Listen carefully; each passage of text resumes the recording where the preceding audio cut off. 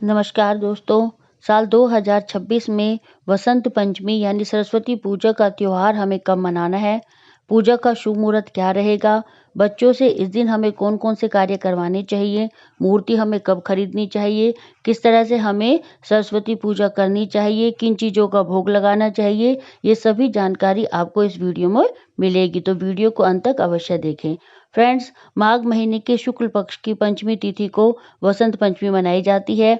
इस दिन शुभ कार्य करने के लिए हमें कोई भी पत्रा दिखाने की या किसी भी ज्योतिष से शुभ मुहूर्त निकलवाने की ज़रूरत नहीं होती। इस दिन पूरा दिन अबूझ मुहूर्त रहता है, यानी कि हम कोई भी शुभ कार्य इस दिन बिना पत्रा दिखाए कर सकते हैं।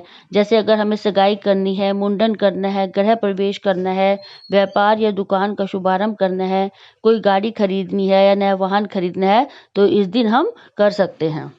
इस साल यानी कि 2026 में पंचमी तिथि का आरंभ होगा 23 जनवरी 2026 सुबह 2:28 पर और पंचमी तिथि का समापन होगा 24 जनवरी 2026 प्रातः 1:46 पर। तो उदय तिथि के अनुसार 23 जनवरी दिन शुक्रवार को बसंत पंचमी मनाई जाएगी।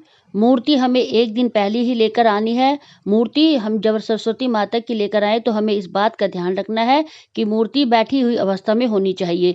खड़ी हुई मुद्रा में मूर्ति हमें नहीं लानी है। विद्यार्थियों को सरस्वती पूजा जरूर करनी चाहिए। इस दिन बच्चों को डांटना या मारना नहीं चाहिए, क्योंकि बसंत पंचमी का दिन बच्चों का ही दिन होता है। इस दिन पीले वस्त्र पहनना बहुत ही शुभ होता है। सुबह सवेरे घर में हमें जब उठें स्नान आदि करके सारे घर में हमें गंगा जल छिड़कना चाहिए। पीले वस्त्र धारण करने चाहिए स्नान के बाद और बच्चों से सरस्वती माता की पूजा करवानी चाहिए। माता को जब हम पूजा करें तो गुलाल अवश्य लगवाना चाहिए बच्चों से। और पूजा या तो हम अपने घर के मंदिर में ही कर सकते हैं या अलग से चौकी लगाकर भी हम पूजा कर सकते हैं। अलग से हमें एक चौकी लगानी है, चौकी पर हमें पीले रंग का वस्त्र बिछाना है और उस पे हमें सरस्वती माता की फोटो या मूर्ति जो भी आपके पास है वो विराजमान करनी है।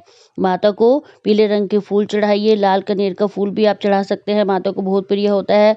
और माता को जो भी आपके पास ऋतुफल है वो चढ़ाए, मिठाई चढ़वाएं। और सबसे ज़्यादा जो माता को प्रिय होते हैं वो है बेर का फल। बेर माता को अवश्य लगाएं और मालपुए का भोग माता को, सरस्वती माता को लगाना बहुत ही अच्छा माना जाता है। और या फिर आपके पास जो भी मिठाई है आप उसका भोग भी लगा सकते हैं।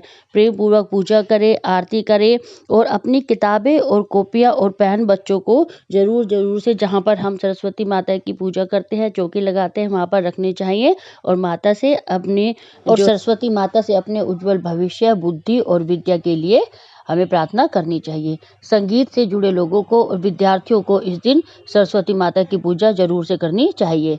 अगर हम चौकी लगाकर पूजा करें तो चौकी का विसर्जन हमें अगले दिन करना चाहिए। जिस दिन हमारी वसंत पंचमी पड़ रही है वह दिन शुक्रवार का दिन है, माता लक्ष्मी का दिन है। तो इस दिन हमें लक्ष्मी माता का पूजन भी करना चाहिए और लक्ष्मी माता को भी पीले रंग के फूल समर्पित करने चाहिए। इस दिन हमें खुश रहना चाहिए पूरा दिन, माता सरस्वती का ध्यान रखना चाहिए।